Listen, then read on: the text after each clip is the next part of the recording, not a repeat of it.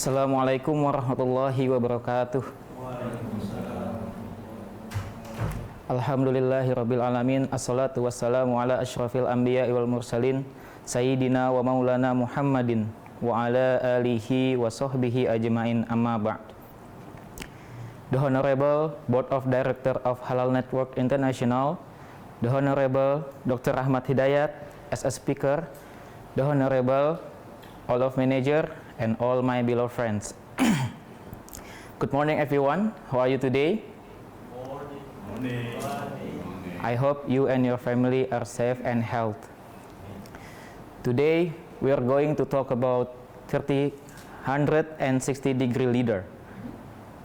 Being a leader doesn't have to be at the top of the leader, but how you influence people in your environment. Let's start. That's right. Good. Before we start, please, to my friend, turn on your video and show your face until this ta'lim is over. We start with basmalah. Bismillahirrahmanirrahim. To Dr. Ahmad, time and place are welcome. Okay. Thank you very much, Fatih. Yes. Bismillah. Assalamualaikum warahmatullahi wabarakatuh. Waalaikumsalam warahmatullahi wabarakatuh. Alhamdulillah. Alhamdulillahilladzi hadana li hadza wa ma kunna linahtadiya laula an hadanallah. Asyhadu an la ilaha illallah wa asyhadu anna Muhammadan abduhu wa rasuluhu la nabiyya ba'dah. Allahumma sholli ala sayidina Muhammad wa ala alihi wa ashabi ajma'in, amma ba'du. The Honorable the Board of Directors, all of HNI staff, leaders, BC, I hope that all of you are fine. Okay? Today I'm very glad because we are going to talk the specific topics. Previously we have discussed about, do you still remember? Culture code. Ya, kemarin kita bicara tentang culture code, tentang budaya perusahaan. Nah, sekarang saya akan bahas about the person leaders. Ya, the topic 360-degree leaders. You know 360? Lingkaran. Wah. Kalau busur itu 180, setengah lingkaran. Kalau seluruh lingkaran 360 degree. Menarik di sini. Nah, kemudian tagline-nya adalah menjadi pimpinan itu tidak harus di puncak pimpinan. Kan pada bingung, pada nanya gitu. Apa maksudnya sih Pak Rahmat kalau jadi pimpinan tidak harus berada di puncak pimpinan? Kita akan berbicara nanti tentang the myth of leadership. Tahu the myth, Ustadz? Nah, mitos. Ketawa ada the myth. The myth itu saudaranya Gondorwo, bukan. Nah, dia ngomong nih. The myth ya. Itu the myth ya. Mitos-mitos leadership. Yang kedua, nanti kita juga akan membahas bagaimana leadership itu dibentuk dan bagian-bagian apa dari 360 degrees. Bagaimana membangun relationship to the top dengan atasan? Penting nggak nih bangun dengan atasan? Yes. Nah, terus peer to peer dengan teman sejawat, satu rating, satu level manajemen. Bagaimana dengan yang lead down ke bawah? Jadi kita 360 derajat dan kita akan bahas bukunya John C. Maxwell. This is the best seller dan banyak sekali buku-buku tentang leadership dan saya kombinasikan dengan beberapa buku. Mudah-mudahan ini bisa bermanfaat buat kita semua. Ayo kita review ya. John Maxwell bilang tadi nih, Kak Fatih yang bilang nih ya, menjadi pemimpin nggak harus ada di puncak, gitu ya. Kan kita macam-macam nih, ada yang di bawah, ada yang di tengah, ada yang di atas, gitu. Nah, mitos-mitos ini harus kita bahas. Nah, John C. Maxwell ini menulis dengan gamblang. Namun sebelum lari ke situ, ayo kita review. Ya, kemarin bacaannya atau buku yang kita bahas tentang karangan Daniel Coyle tentang culture code. Sebelumnya talent code. lama-lama pinter nih, berapa buku nih, ya. Ini buku-buku strata 2 ini yang saya pakai gitu ya. Dan dipakai banyak untuk tesis dan disertasi. Nah, dan dibahas juga di forum-forum Human Resources Managers. Nah, ini juga sangat menarik ya. Kemarin kita review dulu, yang kemarin nggak hadir, absen, saya review sedikit ya. Buku itu menjelaskan bahwa sebuah tim yang sukses bukan karena kemampuan individu, tapi bagaimana mereka berinteraksi dalam sebuah kelompok. Penekanannya adalah bukan Superman, keahlian seseorang hebat, tapi karena interaksi di dalamnya. Ya, 2 hari yang lalu saya baca buku juga tentang The Law of Leadership, gitu. Memang ada yang model katup, ada yang model influence, ada yang model reputation. Itu menarik sekali. Ada yang model katup itu pemimpin, kalau katup itu model katup itu hukum katup. Itu kalau leadernya level 6, ya, udah anak buahnya mentok itu, seperti katup. Nggak bisa lebih dari level 6, itu katup, tak tok mentok. Dia lewat dikit, turun loh, gitu. Untuk model katup nih, ada yang model begini. Sehingga kalau departemen bagus, biasanya leadernya udah level 8. Makanya harus diganti leader, ya, supaya kapasitasnya juga bagus. Ada juga memang influence, ya. Jadi orang sudah trust duluan sebelum dia memimpin. Itu menarik juga itu, ya. Misalnya nih, pelatihnya Manchester United siapa sekarang? Manchester United, asisten manajernya. Ah, boleh deh. Nggak tahu namanya siapa. Real Madrid deh, Real Madrid. Real Madrid. Siapa sekarang? Jajang Nurjaman.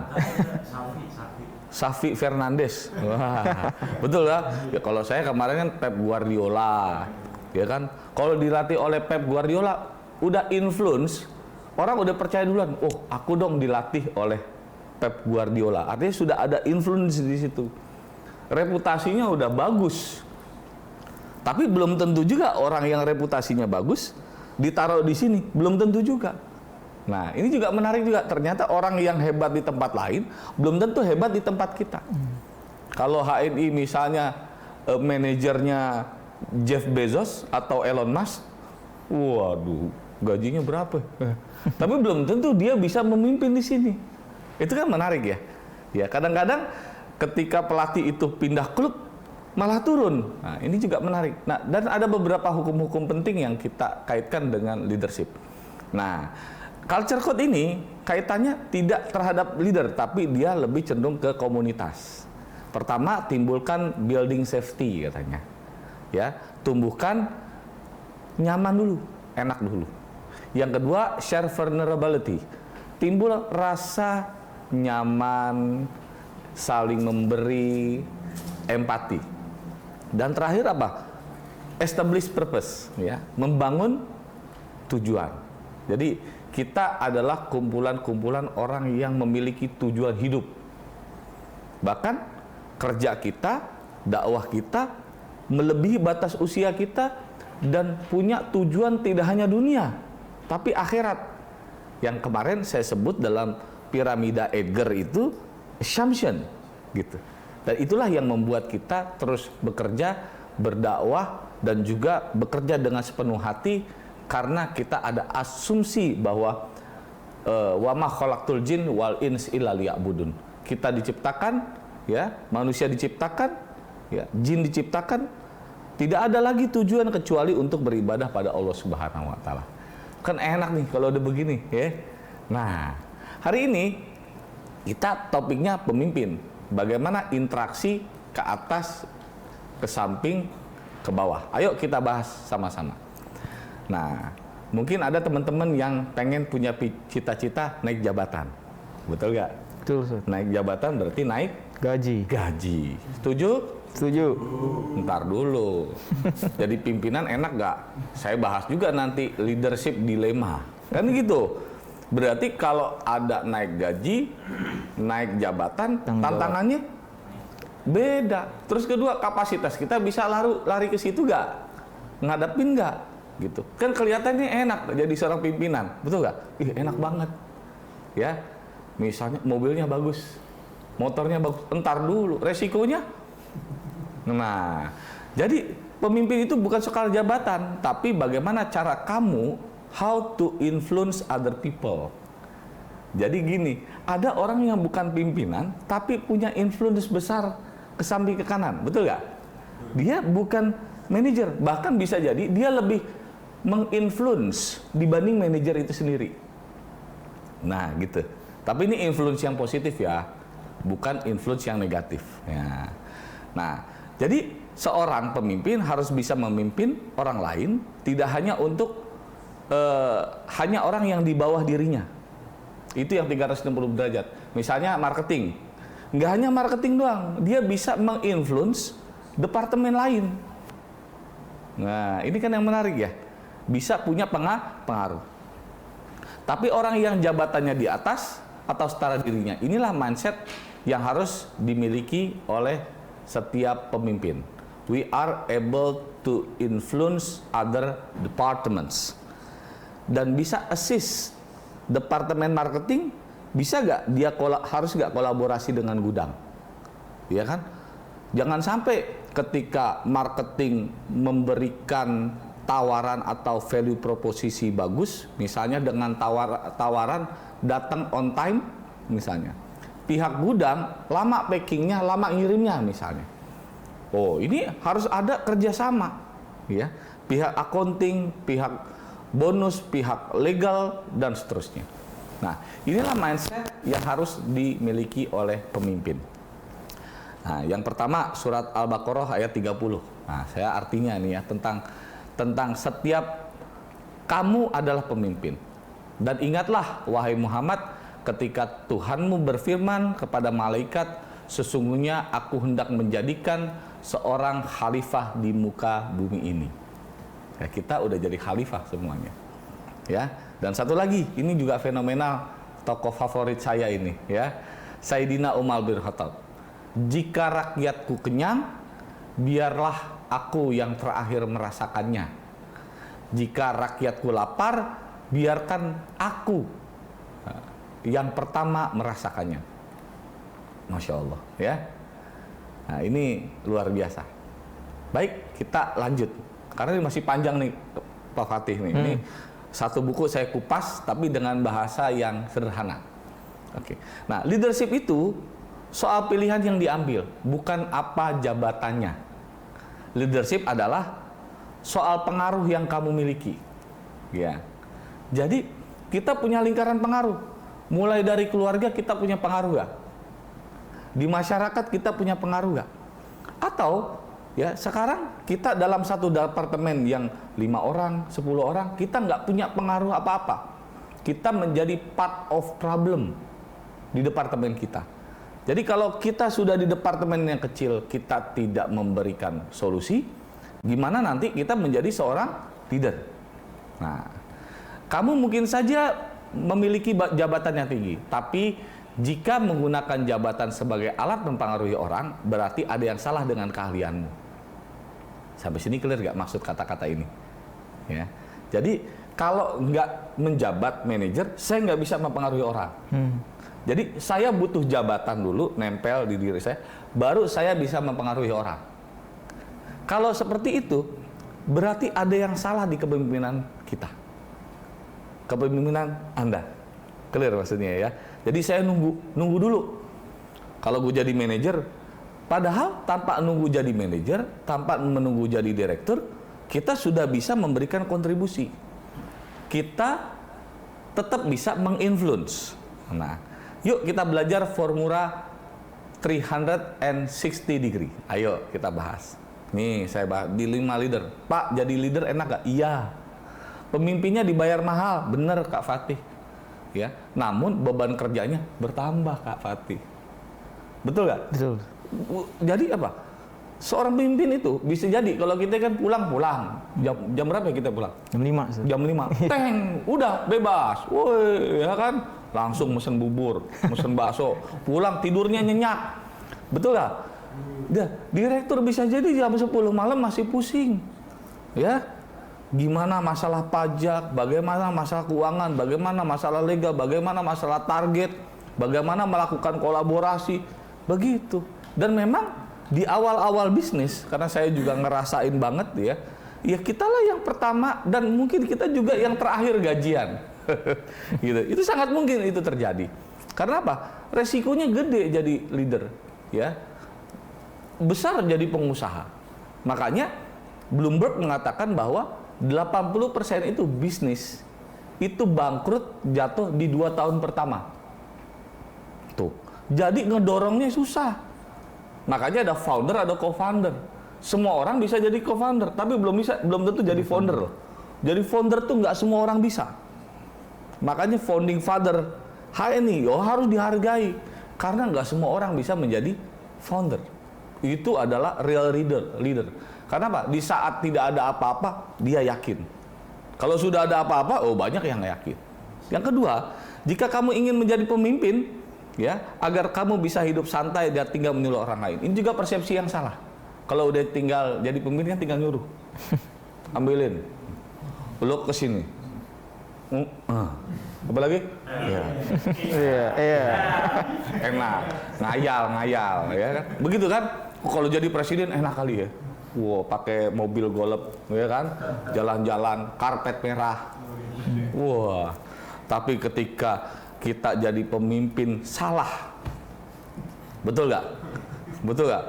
Kita lah pemimpin yang sering dibully. Ya. Betul nggak? Dan siap juga digosipin. Nah, ini penting. Nanti kita bahas gosip nih, ya, di sesi 3. Pak RT lagi beli ini HNI ini Rilko. Oke. Jadi kalau seperti ini pikiran kita bahwa nanti kalau jadi leader atau manajer Anda naik jabatan tuh akan santai, tinggal nyuruh-nyuruh doang, berarti ada yang salah dengan pikiran Anda. Nah, oke. Ini biar jelas nih. Jadi ini kan pada calon-calon manajer semua. Amin. Kan harus ada suksesi kan? Betul nggak? Bahwa bisnis ini harus autopilot. Regenerasi harus terus ada. Ya, kalau kita ingin bertahan 100-200 tahun ke depan. Nah, jadi harus ada dan kita semua adalah calon-calon leader dan kita harus siapkan ini. Ternyata menjadi seorang pemimpin nggak semudah yang dibayangkan. Seorang pemimpin banyak mengikul tanggung jawab dan dampaknya kebebasannya semakin dikit. Betul nggak? Betul. Nah, betul ya. Naik mobil disorot. Betul nggak? Ke mall paparazzi. Betul kan? Belum pernah jadi artis ya? Belum pernah Ustadz ya? Wah, pernah dipotret Ustadz? Lagi ngapain Ustadz? Belanja di Indomaret atau di warung. Ya risiko kebebasan. Coba artis-artis, presiden semuanya. Dan akhirnya jadi konten, ya. Baik, kita akan bahas pertama mitos. Nah, ini yang tadi kita bahas the myth. Apa tadi? The myth. Ya. Banyak orang memiliki pandangan kurang tepat tentang pemimpin. Kalau sudah menjadi pemimpin, hidup akan lebih santai dan menikmati kekuasaan besar. Ya. Padahal kekuasaan besar dalam Islam itu apa? Tanggung jawab besar. Presiden tanggung jawabnya besar. Gubernur tanggung jawabnya besar. Pimpinan perusahaan mikirin karyawannya, mikirin vendornya, suppliernya, mikirin para distributornya, mikirin member yang jutaan orang. Ya, pasti ya, kalau sudah jadi pemimpin hidup akan lebih santai dan menikmati kekuasaan besar. Orang pikirannya seperti itu, padahal tidak seperti itu. Jadi inilah yang disebut dengan the position myth. Ya, berdasarkan kepercayaan kalau seorang dianggap sebagai pemimpin kalau jabatannya tinggi. Nah, ini namanya mitos posisi, the position myth. Jadi dia butuh jabatan dulu. Nah, yang kedua, ya, belum yang kedua, lanjut ya. Tapi kenyataannya seorang pemimpin itu bisa mempengaruhi orang lain dan menjadi pemimpin yang sukses. Yang kedua, orang yang memiliki mitos seperti ini biasanya nunggu posisi senior dulu hingga ia bisa mempengaruhi orang lain. Bagus ya kira-kira organisasi seperti ini? Nggak bagus ya. Jadi organisasi urut kacang, ya. Jadi urut kacang tahu ya. Nanti nih ditekan yang bawah. Wah, udah kan tuh dendam kesumat muncul kan. sabar 5 tahun, ya kan? Kita doain dia cepat dipanggil, kan begitu. Doanya udah jelek aja tuh. Begitu seniornya turun, langsung syukuran. Alhamdulillah, nauzubillah. Ini bukan di sini ya, di luar. Ya. Terus masuk lagi, begitu dia jadi senior, apa yang terjadi efeknya? Balas dendam. Betul nggak? Akhirnya budaya jelek itu bertahan selama puluhan tahun. Dan itu banyak terjadi di perusahaan-perusahaan. Nggak usah disebut dah ya, tahu sendiri begitu ya. Ya artinya kita nggak mau seperti ini. Karena metode yang seperti ini hanya membuat orang mengikuti kamu karena jabatan yang kamu miliki bukan keahlianmu. Clear ya? Begitu jabatannya hilang, hilanglah wibawanya. Begitu jabatan dicopot, copotlah energinya. Ya, akhirnya apa? Cepat tua. Ya, keriput, sutris. Nah, tahu sutris ya? Stres. Nah, ini istilah orang pensiun nih, post power syndrome. Nah, dulu waktu jabatannya tinggi, buka pintu, dibukain. Begitu nggak ada jabatan, boro-boro ada yang bukain, kekunci nggak ada yang buka, gitu ya. Dulu jalan di karpet, sekarang di lumpur misalnya. Akhirnya nggak ada yang, karena jabatan dijadikan alat, bukan pada dirinya. Nah, yang berikutnya adalah destination myth. Nah, mitos ini berdasarkan kepercayaan kalau seseorang baru belajar memimpin ketika memiliki jabatan tertentu. Misal gini, ayo belajar, ogah. Ayo kajian rebuan, masuk angin. Ayo baca buku, pegel-pegel. Adalah alasannya kan. Ayo ngaji. Apalagi alasannya? Jadi bikin aja alasan gitu ya. Right? Begitu jadi dikasih amanah, jadi pimpinan, baru belajar. Nah ini destination myth. Jadi dia akan mau belajar kalau dapat jabatan dulu. Sama ini clear? Ya. Bagus gak kira-kira ketika tiba-tiba nih Pak Kanin disuruh jadi manajer marketing tiba-tiba. Betul kan? Betul. Amin gitu kan. Misal gitu. Udah siap belum? Langsung masuk angin, langsung meriang. Betul kan? Iya, kenapa? Nggak siap. Baca bukunya males, suruh presentasi ogah, kan gitu. Tapi kalau belum siap, ya kita belajar, tiba-tiba kita pantas. Jadi kalau mau naik jabatan itu, kalau kita ingin jadi manajer marketing, maka bertingkah lakulah seperti manajer marketing. Pola pikirnya harus seperti manajer marketing. Buku-buku yang dibaca harus seperti manajer marketing, gitu loh. Ya, apalagi mau jadi direktur, ya kita malas baca buku, kapasitas kita nggak di-upgrade. Repotnya ketika kita ditunjuk baru belajar, gitu. Makanya banyak training-training tentang bagaimana menciptakan pemimpin, di training dulu dari bawah. Ya, dalam sebuah restoran, seorang direktur harus tahu bagaimana mencuci piring, ya, mengklasifikasikan makanan, gudang dan sebagainya, sehingga dia memiliki kemampuan untuk itu. Gitu. Jadi mempersiapkan diri. Ya. Next. Ketika saya memimpin, saya baru akan belajar bagaimana mempengaruhi orang lain positif. Nah, ini udah terlalu telat, ya. Jadi budaya belajar ini yang harus kita tingkatkan. Budaya baca buku, mendengarkan audiobook, ikut taklim, ya, ini harus kita biasakan. Jadi menjadi seorang pemimpin adalah it's a journey, ya, sebuah apa? Perjalanan. Jangan sampai ketika kamu diberikan kesempatan nggak siap, afwan, aneh nggak bisa. Ada A5, afwan, aneh ada acara, afwan terus, ya, siap, wah, kan udah belajar growth mindset. Orang akan bisa berkembang sinap di otaknya kalau menerima tantangan. Ya, Pak Fatih hari ini menerima tantangan. Grogi gak? Grogi. Tapi siap dulu. Bisa. Belajar dulu, praktek dulu. Ya, Pak Rahmat juga gitu. Ya, diminta mengisi, saya juga harus siap, mau nggak mau, saya harus belajar. Nah, itulah yang membuat sinap di otak kita aktif. Kemampuan kita terus belajar aktif. Sehingga Pak, ketika kita diminta kapanpun oleh atasan, siap. Are you ready? Ready. Nggak siap melulu. Jadi orang kalau disuruh kagetan, saya ya Pak. Tahu nggak kaget? Aku kaget. Nah, kok jadi pemimpin kagetan repot, ya? Oke, jadi manajer kagetan aja nggak boleh. Apalagi presiden nggak boleh kagetan, gitu, ya? Oke, lanjut, ya. Ada sebuah cerita, namanya Charlie. Wah, tahu nggak si Charlie? Kenapa nggak? Nah, tukang cendol, bukan, ya? Nah, nih. Ia seorang pelari 10 km. Suatu hari memutuskan mendaftar maraton. Saya tanya, lari 10 km sama maraton beda gak, Kang Fatih? Berlari 10.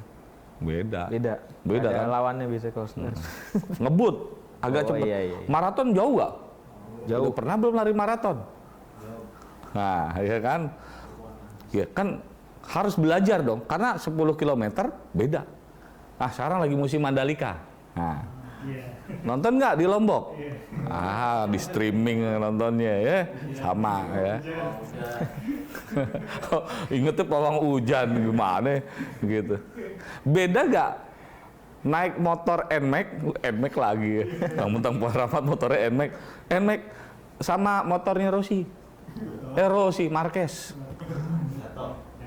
Iya jatuh. Tahu nggak harga Mark Marquez tuh motornya? $2 juta. Oh, 40 miliar. Saya baca ada 69 miliar. Motor satu tuh. Coba dihitung, beliin NMAX berapa biji? Betul gak? Dibeliin mobil saya tuh dapat berapa biji? Karena beda kelas. Nungkiknya juga beda. Betul. Sirkuitnya juga harus beda. Aspalnya harus beda. Nggak bisa lewat Kalimalang. Motornya Mark Marquez nggak bisa, karena memang beda antara naik motor, saya nyebut NMAX terus ya, ya PCX gitu ya, beda, gitu. Lari maraton 100 kilo berapa? Ini sih pokoknya jauh lah maraton ya, beda. Makanya si Charlie ini latihan dengan ketat, fisik lari maraton, fisik dengan lari sprint yang 100 meter. Tahu gak Bolt itu yang 100 meter baru udah kencang banget kan? Beda. Coba lari maraton larinya kayak lari sprint 100 meter. Baru 1 kilo joprak. Nah, berarti ternyata dia belajar tuh. Ya, lari maraton itu ya harus endurance. Jadi bukan cepatnya, tapi daya tahannya. Itu bedanya tuh. Ya kan? Beda main tokadal sama main golep. Tahu gak tokadal ini? Tahu ya? Wah, gitu. Ya kan? Tahu-tahu disuruh main golep. Ini pengalaman saya pribadi. Biasa main tokadal, suruh main golep. Ya berantakan mainnya, gitu ya. Mukul kemana, bola kemana. Karena memang beda caranya. Butuh latihan fisik, strategi, cara. Nah, sehingga dia bisa juga berhasil di lomba lari maraton si Charlie. Bagaimana hubungannya dengan leadership? Kita harus belajar kalau mau jadi manajer, kita magang dengan seorang manajer. Ya, walaupun cuman bawain tas doang. Mau jadi dirut, harus bawain tas dirut dulu. Lihat cara bicaranya, bagaimana cara memimpin rapat, bagaimana persiapan rapat, bagaimana melakukan keputusan. Nah, jadi kalau kita ingin sukses, maka kamu harus sebanyak mungkin belajar tentang leadership sebelum Anda dipercaya jadi pemimpin. Oke? Nah, jangan jadi alasan kalau kamu belum berada di jabatan tertentu oleh karena kamu belum bisa belajar menjadi seorang pemimpin. Mitos ketiga, ya, orang lain akan mengikuti saya apabila saya berada posisi tertentu. Kamu mungkin bisa diberikan jabatan tertentu, namun kamu tidak bisa mendapatkan kepemimpinan yang sejati. Maksudnya, Anda bisa jadi direktur, bisa. Tapi nggak disukai. Tapi nggak jadi real leader. Gitu. Karena leader dan manajer beda. Ya, leader itu bisa out of the box. Gitu. Jadi, semua bergantung kepada berapa hebat kamu memimpin. Oke, kita masuk ke inti sekarang. Dari tadi belum inti nih. Jadi muter dulu, demit dulu. Terus ada perumpamaan dulu, lari maraton. Baru kita praktek 360 derajat. Jadi ada lead up, ya, ada lead cross ke samping, ada lead down. Nah, sekarang kita bahas lead up dulu. Do you agree? Bisa gak mempengaruhi atasan? Shh. Bisa. Bisa. Ayo kita dengarkan rahasianya. Ini benar-benar rahasia nih. Ya, tapi dengar semua. Tapi bagus, ya. Dan ingat ya, kata Maxwell, ya, 99% seluruh leadership itu bermula intinya dari tengah. Gitu. Suka nonton bola gak sih, Fatih? Jarang, Ustaz. Jarang ya? Nggak suka bola ya? Suka cuma. Nah, tapi suka lah Kalem. kayak Chelsea, tahu deh. Tahu, Ustaz. Real Madrid. Tahu. Ternyata kan nih kalau kata pelatih bola, intinya untuk suplai bola dari belakang apa dari tengah? Ini untuk ngasih umpan ke depan. Dari tengah. Hah? Dari tengah kan? Ronaldo striker apa ini dia? Sayap. Sayap kan? Kalau bahasa kita gelandang. Gelandang. Ya. Bahasa pinggirnya Gelandangan. gelandangan. Kan tengah tuh. Nah, justru tengah inilah yang akan menyuplai bola. Nah, ini John X. Maxwell meneliti 99% tengah. Jadi kalau tengah midfieldnya bagus, umpan suplai bola itu enak. Pemimpin juga gitu. Kalau midfieldnya bagus, umpan, ide, solusi, bridging dari atas ke bawah itu akan jauh lebih lancar. Tapi kalau suplai tengahnya, middle-nya ini bermasalah, ya, biasanya bermasalah juga di atas dan di bawah, gitu. Oke, kita bahas cara mempengaruhi atasan. Nah, bagi kebanyakan orang, ide kalau bisa memimpin ke atas tidak masuk akal. Kenapa? Karena biasanya dengan atasan apa? Tunduk. Tunduk. Terus apa lagi? Segan. Mungkin juga takut.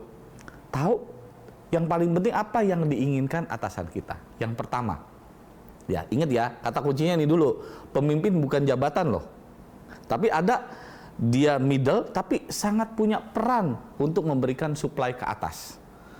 Kalau di presiden tuh yang paling ini menteri koordinator. Oh gitu, Lord gitu ya.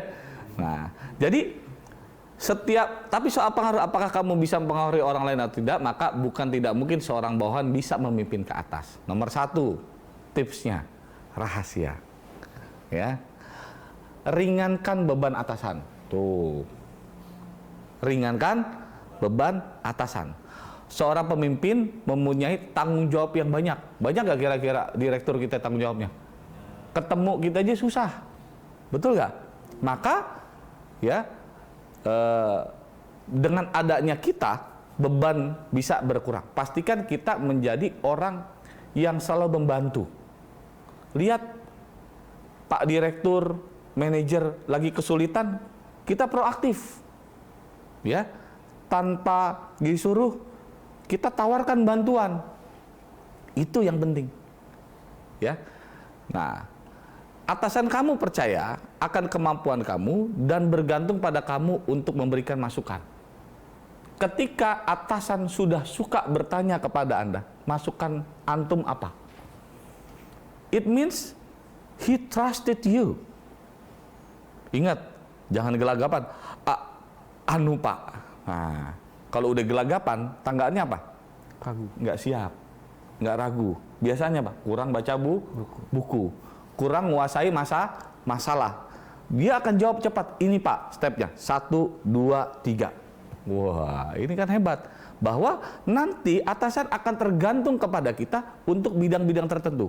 Karena direktur, pimpinan itu kan menguasai atau melakukan hal yang makro.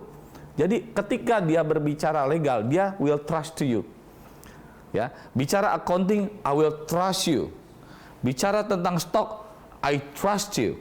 Bicara tentang brand, I trust you. Pasti dia punya, pimpinan tuh punya folder-folder di otaknya. Sehingga kita harus siap untuk itu. Nah, yang nggak boleh nomor 2. Jadi harus siap nih. Ya tadi yang pertama ya. Tadi apa? Ngasih solusi. Jangan dibalik, yang dibawa masalah. Pak, ada masalah Pak. Wah, langsung panik kan? Apa nih? Mending kadang-kadang masalahnya remeh-temeh Ustaz. Ya kan? Yang sebenarnya bisa dilakukan oleh orang lain yang nggak perlu dilaporkan ke atasan. Nah, jadi kalau atasan hanya dengar masalah, jangan-jangan ketika Anda datang, deh, masalah lagi, gitu. Ya kan? Ya, sekali-kali dong kasih kabar gembira. Kabar gembira Pak, omset kita sudah tembus 5 triliun. Wah, kan begitu, enak kabarnya. Ya, jadi kita memberikan solusi, bukan masalah. Ya, ketika ditanya juga ada masalah, Anda juga udah siapin solusinya. Cuma jangan cerita masalahnya doang. Pak, ada masalah Pak, kita ada masalah legal Pak, misalnya. Oke, jadi gimana menurut kamu? Oh, solusinya ini Pak, langsung, gitu ya. Oke, jangan habis cerita masalah, ya udah terserah Bapak. Nah ini, jadi kalau kita memberikan masalah, solusi, saran, dan biarkan pimpinan memutuskan. Nah ini luar biasa, ya, untuk mempertimbangkan karena seorang pimpinan butuh data. Nah berikutnya, bos kan suka nyuruh, ya, Fatih jadi MC misalnya, Fatih gantiin meeting, ayo ready? Ready. Nah harus siap, gitu Pak Fatih, harus siap, ya. Ustadz siap, Ustadz Rizdi ready. Nah gitu. Kenapa? Ketika ditunjuk, it means that your boss, your leader trusted in you. Kenapa? Karena ketika menunjuk, ya, direktur pimpinan, karena trust dengan Anda. Kenapa Pak Fatih diri di sini, Pak Hafiz juga kemarin diri di sini, betul nggak? Karena Pak Syakir, Ustadz Syakir trusted in you, right?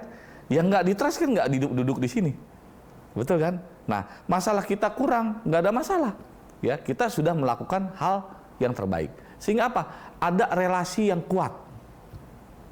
Relasi itu penting, ya. Saya baca di buku Law of Leadership, itu untuk berhasil tuh harus ada 3 R.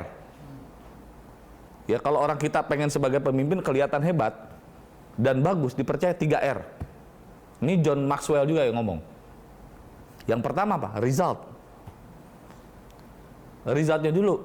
Lu udah buktiin belum? Nah, saya udah pernah Pak mencapai 100 miliar. Result tuh. Yang kedua apa?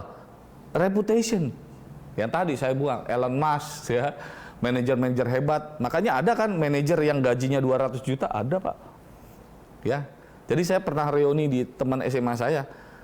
Dia direbutin oleh 2 bank, Pak. Gua ditawarin gaji 250 juta karena sebelumnya 150. Gitu. Luar biasa, rebutan loh. Gitu. Akhirnya Pak, yang bank satu nawarin lagi Pak, ditambah rumah. Wah, luar biasa. Ini headhunter nih, untuk mengejar orang-orang yang punya potensi khusus. Nah, masalahnya, ada gak yang nawarin Anda segitu? Mau gak dikasih 250 juta? Mau. Masalahnya kan gak ada yang nawarin. Gitu kan? Berarti kalau ketika ada menawari, berarti ada gap. Kenapa dia dikejar-kejar? Karena ada sesuatu yang diamond di diri dia. Gitu. Jadi pemimpin dimanapun akan dikejar. Gitu. Tidak hanya kemampuan hard skill, soft skill, juga bukti ada result, ada reputation. Terakhir baru relation, 3. Nah, jadi John Maxwell bilang begitu. Jadi result, reputation, sama relation. Jadi kalau sudah relation, ada hubungan, apakah saudara atau apa, itu bagus. Tapi harus 2 lagi. Resultnya, reputation, bentuk reputasi, bentuk hasil, bentuk kita jadi juara, kita punya achievement, kita punya bukti, kita punya evidence base, kita punya portofolio. Halo?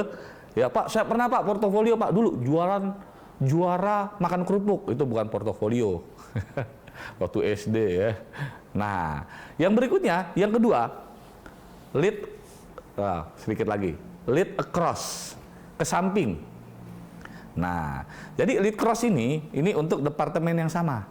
Misalnya departemen marketing sama departemen general affairs misalnya. Ini kan peer to peer ya, betul nggak? Betul nggak saya? Salah ya? Ini ceritanya aja nih Pak Fatih. Iya. Sok tahu banget Pak Rahmat ya, kayak ngerti ya. Pokoknya yang kalau di NEC marketing, operasional, akademik. Nah, saya cerita perusahaan sendiri deh, ya. Nah, ini peer to peer gitu ya. Bagaimana untuk peer to peer ya? Nomor satu langkahnya adalah lingkaran kepemimpinan harus saling trust. Jadi harus ada grup manager gathering, manager coffee. Nah, jadi manajer itu harus sering ngopi, ya. Yang kedua, learn each others, transfer knowledge. Marketing nggak melulu belajar marketing, dia harus juga accounting, ya. Belajar juga akademik dan seterusnya, ya.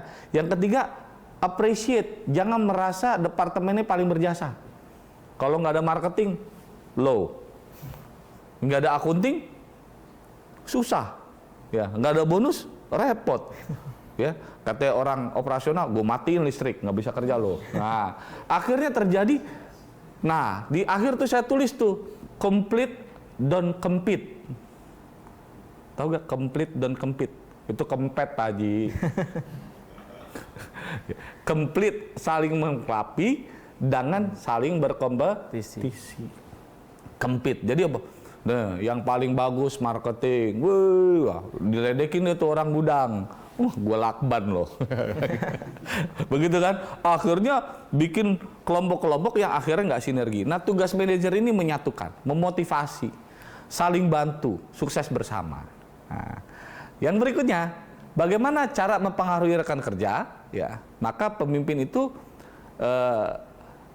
masalah pengaruh, kita bisa meningkatkan pengaruh kepada tim yang bekerja sama.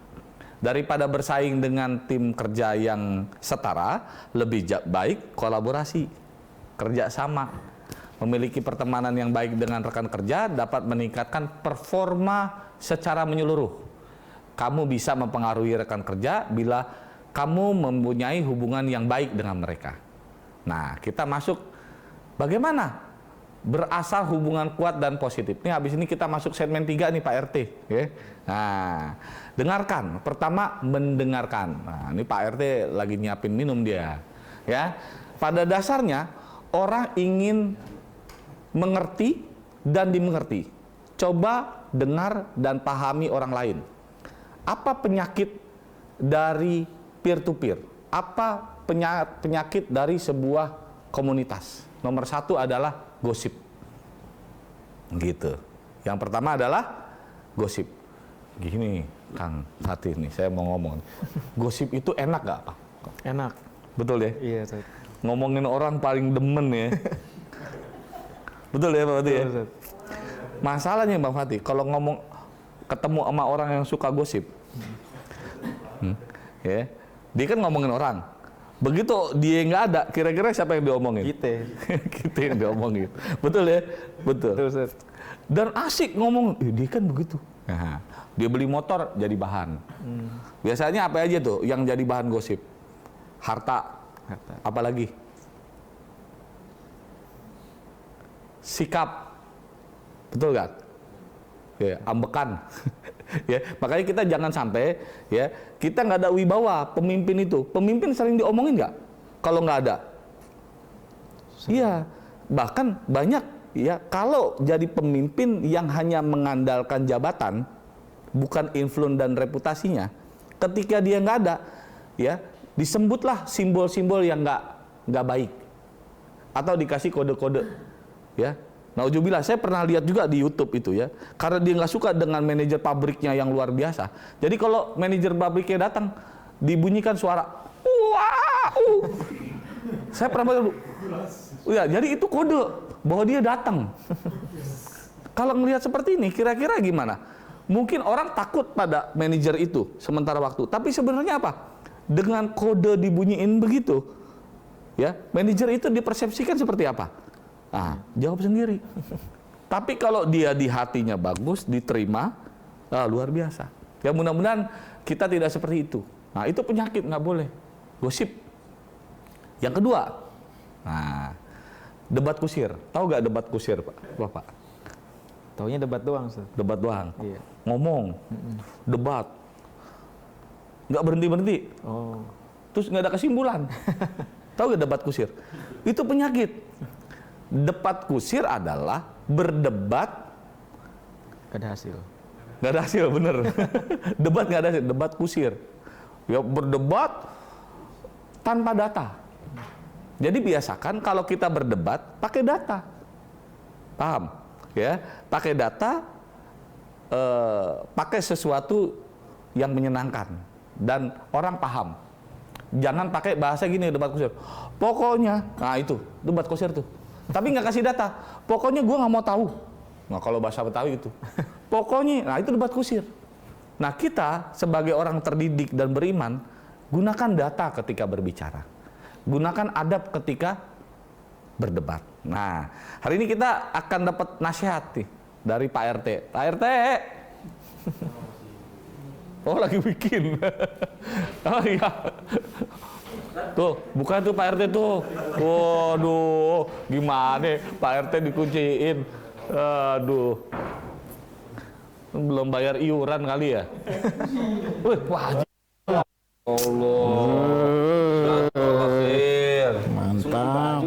Wih, ganteng banget Pak Haji, sehat? Alhamdulillah. Tafadhal, Tad. Aduh, apa ini Tad? Ada apa nih? Minumnya Tad? Oh, itu nama kopi ini. Ini Rilko with gula aren Lembut sekali. and collagen, and this is very soft and foamy, right? Yes. But usually if you see sevel itu bentuknya square, Right. ini long. Long. Nah, oke. Ini mengandung kolagen. Apa tuh kolagen? Fungsinya? Awet muda. Brightening your face. Bright your face. So my face looks younger.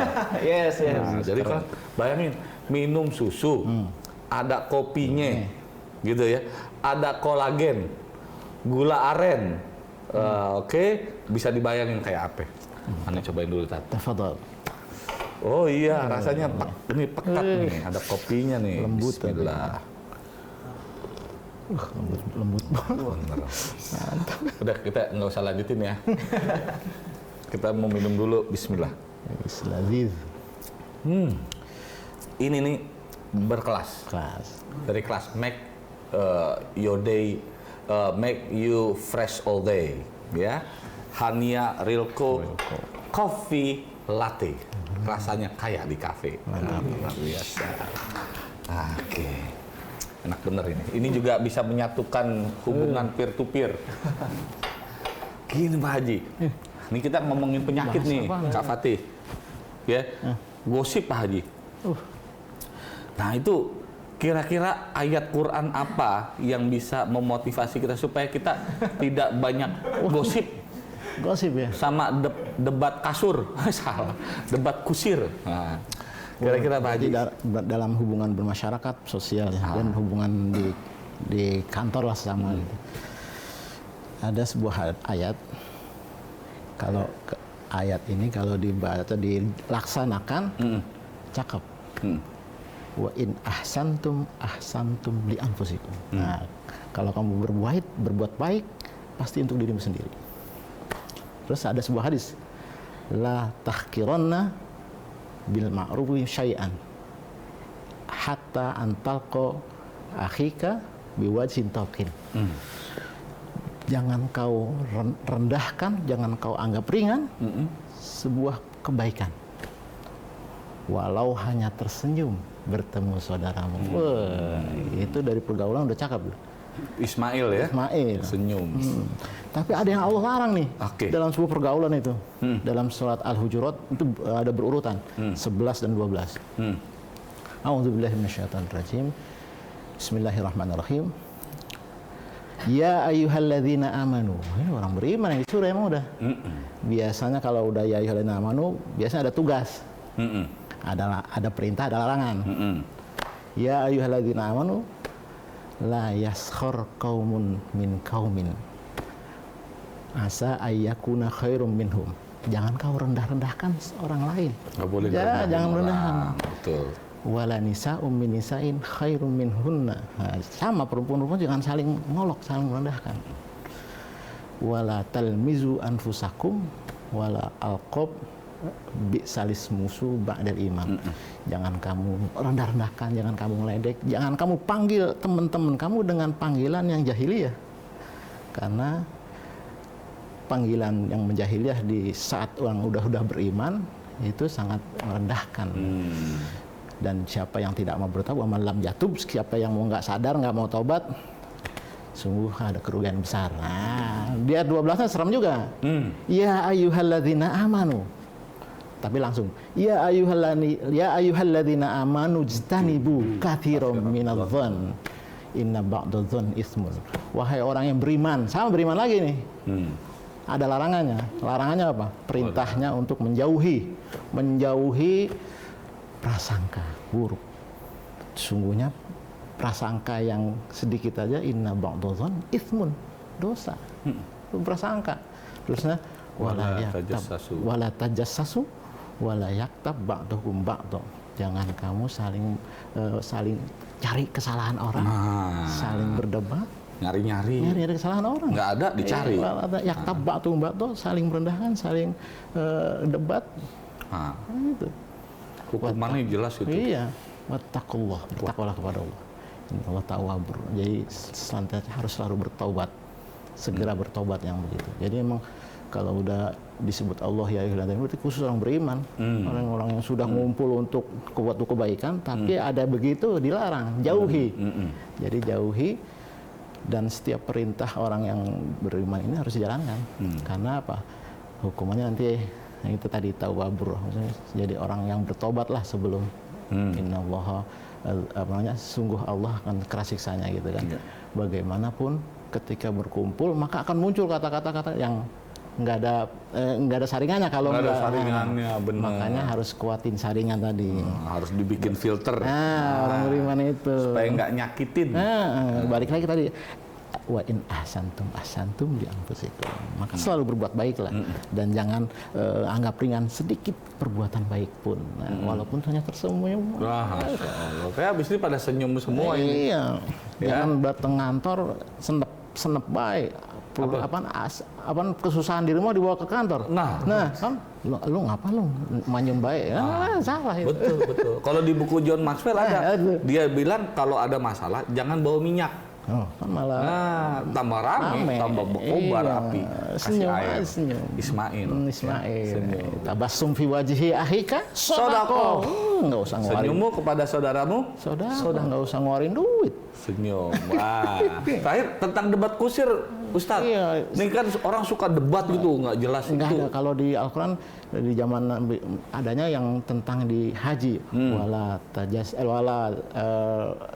fil hajj wala jangan kamu berdebat di dalam haji. Nah, jangan berdebat karena debat bahkan ada sebuah hadis mengatakan yang paling buruk di sisi Allah yang saling berdebat. Saling berdebat tanpa tujuan.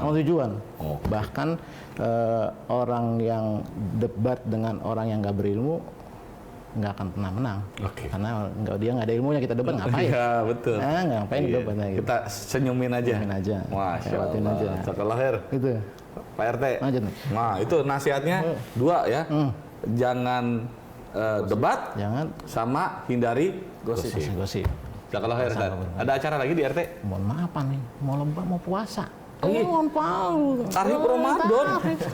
Mau ceramah nih. Masya Allah. Assalamualaikum. Assalamualaikum RT. Salam sama Pak Sekretaris RT, Pak Bambang. Oke, siap. Ya, insyaallah. Assalamualaikum. Masya Allah. Tuh ayat-ayat tuh udah jelas tuh dari Pak RT, Pak Fatih ya. Mantep Pak Kiai ini. Oke, terakhir penutup, lead down. Nah ini penting nih. Bagaimana mimpin ke bawah? Terakhir nih. Pertama, strategi jalan perlahan. Halo, ini pas koridor, kalau jadi pemimpin, jalannya jangan cepet-cepet. Jalannya pelan. Ngapain? Jalannya gimana? Jangan sampai diri gimana? Kalau buru-buru, halo? Nah, kelihatan ya? Iya. Jadi harus berwibawa Pak Fatih ya. Harus berwibawa. Jalannya tuh jangan sampai begini, begitu ya. Terlalu rendah atau terlalu begini juga nggak boleh ya, atau buru-buru mau ke toilet gitu. Jalannya harus santai, perlahan. Terus ada gambar tuh menyapa, apa kabar? Kemarin dia lihat tuh Facebook anak buahnya, selamat kemarin lahiran, anaknya siapa? namanya gitu, dikasih tahu, bos bisa tahu gitu ya, nama anaknya, terus dikasih hadiah kecil, luar biasa ya. Yang kedua, nah, saya berdiri aja ya. Yang kedua, ini melihat anggota kita, semua anggota di bawah kita dengan nilai 10 ya, from 1 to 10 you give score ya to your subordinate, semuanya 10. Ini kaitan dengan persepsi yang pernah saya sampaikan terkait dengan teori harapan, teorinya Robert Rosenthal, bahwa ternyata persepsi itu sangat kuat dengan hasil yang waktu itu pernah ada riset ya terhadap tikus bodoh labirin dan smart labirin. Ternyata persepsi tikus yang dipersepsikan bloomers, hebat labirin, itu lebih cepat jalannya. Bisa jadi karena persepsi kita, nggak suka kita terhadap anak buah kita, bisa jadi itu masalahnya, sehingga tidak ada relationship. Kalau bahasanya kita tuh bahasa takliful qulubnya nggak nyampe. Ini kaitan dengan mindset. Jadi jalan perlahan, ya, nggak usah buru-buru, karena bedanya online dan offline itu di relationship. Kalau online kayak begini misalnya, ini kan beda, lebih kuat offline relationship-nya. Yang nggak ditemukan di online adalah justru ketika kita ketemu sambil ngopi, weh gimana, enak kopinya, iya nih, gua ada kopi juga nih baru, gini-gini. Itu yang nggak didapat. Sapaan, teguran. Makanya ketika sudah offline, sapa, ya, jalan di koridor dengan perlahan, ya, slow motion, oke? Oke ya, tegur ya. Berikutnya empower your team ya. Kan Richard Kroc itu yang punya McD. Sebenarnya dia bukan pendiri, bukan Richard, Ray Kroc, pendiri McD. Sebenarnya bukan pertama. Yang pertama tuh ada 2 orang. Dia muncul sebagai tim yang ketiga. Karena selama 17 tahun McD itu lambat perkembangannya, hanya 1 cabang. Tapi ketika dia masuk dengan kapasitas tinggi, langsung dalam 4 tahun 100 cabang. Karena apa? Kapasitasnya tinggi. Dia punya sebuah moto yang sangat fenomenal. If you want to develop your company, you must develop your employee. So if your employee develop, automatically your company will be developed as well. So it means that kita harus kembangkan karyawan, kuatkan, temukan ignisinya, temukan zona terbaik dari setiap individu bawahan kita. Limpahkan ide Anda, buat komunikasi yang nyaman, dan beri penghargaan. Dan terakhir, jadilah role model. Nah, itu saya ambil tuh gambar HNI ya, menjadi contoh, turun ke bawah, ngerasain. Sehingga apa? Anak-anak buah kita akan mengatakan, follow me ya. Dan dia akan follow me and I'll add value to you. Ketika Anda mengikuti saya akan memberikan value buat Anda. Ketika Anda mengikuti saya, Anda akan berkembang. Ketika Anda mengikuti saya, Anda akan sejahtera. Begitu. Itulah kesimpulan dari 360 degree. Kesimpulannya adalah pemimpin yang hebat tidak bergantung pada jabatan untuk mempengaruhi orang lain, namun kualitas dirinya yang membuat orang lain bersedia mengikuti kemanapun Anda pergi. Sekian, saya kembalikan ke Al-Fatih. Thank you for Dr. Ahmad. Next question and answer session. Ya. First question.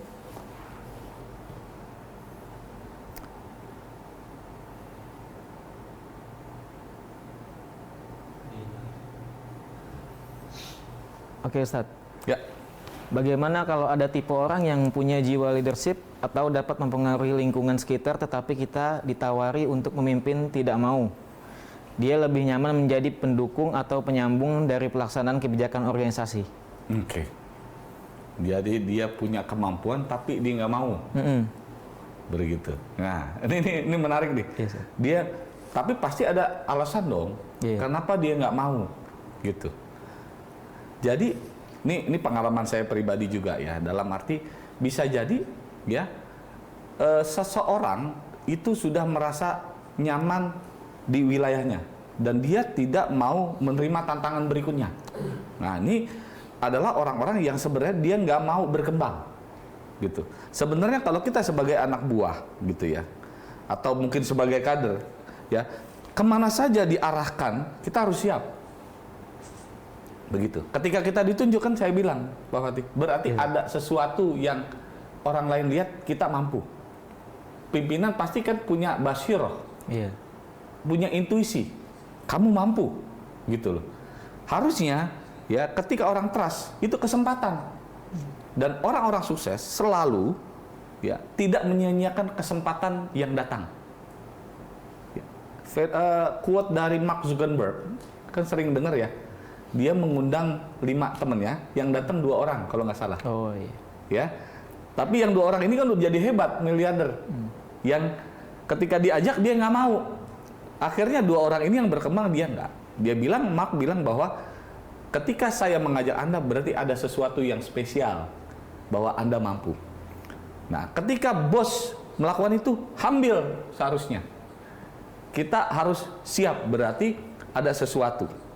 Cuman saya ada satu lagi baca buku. Ya, bisa jadi ada orang yang nggak mau memang untuk jabatan tinggi ada.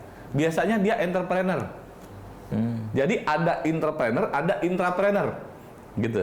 Ya, jadi kalau entrepreneur ini kan biasa dari A sampai Z dia ngatur. Dia di luar sistem. Begitu dia dipindah jadi jabatan di subsistem tertentu, dia pengen ngubah ke sono nggak bisa, ke sini nggak bisa. Nah, itu yang bikin dia nggak nyaman. Gitu. Clear maksudnya ya? Iya.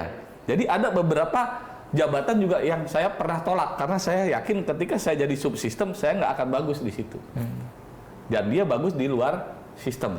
Tapi kalau Anda emang udah dasarnya di dalam sistem, ya, Anda harus berkembang ke atas karena Anda sudah declare atau menjadi pebisnis kalian yang nggak diatur. Nah, gitu. Jadi pilihannya 2. Anda mau jadi entrepreneur dengan segala resikonya. Oh, berat ya entrepreneur. Oh, berat resikonya, berat sekali. Ya. Intrapreneur juga dengan resikonya. Gitu. Jadi ketika Anda berkembang, ambil. Gitu. Itu saran aja ya, saran. Yes, sir. Monggo, Kang Fatih, ada lagi? Baik, pertanyaan kedua. Assalamualaikum Ustadz, izin bertanya, apakah jiwa kepemimpinan dalam diri manusia itu berasal dari bakat alamiah yang dianugerahkan oleh Allah atau hasil konstruksi dari didikan orang tua dan lingkungan?